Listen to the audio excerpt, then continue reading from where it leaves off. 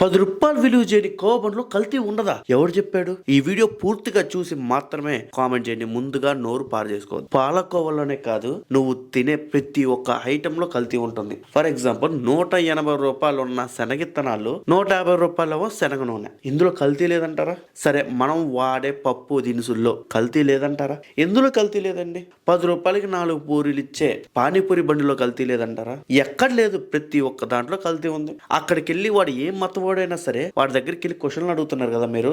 పాప అతను సమాధానం చెప్పలేకపోతున్నాడు. బికాజ్ ఆయన ఒంటరి కాబట్టి. అక్కడ వీళ్ళు పెద్ద తోపు క్రియేటర్స్, తోపు రిపోర్టర్స్ అని చెప్పుకున్న వాళ్ళకి ఇప్పుడు నేను ఒక న్యూస్ చెప్తాను.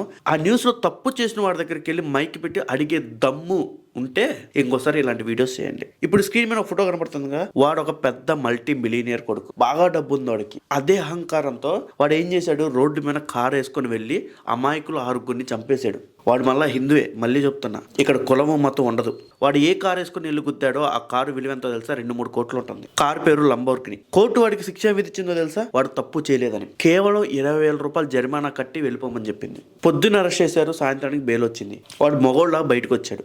పాప అతను ఫేస్ దగ్గర మైక్ పెట్టి మాట్లాడిన మొగోళ్ళు ఉన్నారు కదా, ఎవరైతే రూ. 10 విలువ చేయని కోవా బన్ను దగ్గరికి వెళ్ళి రచ్చ చేస్తున్నారో పెద్ద పెద్ద పోటుగాళ్ళు, ఇదే పోటుగాళ్ళని ఈ పోటుగాడి దగ్గరికి వెళ్ళి అడుగుతారా? అడిగే దమ్ముందా?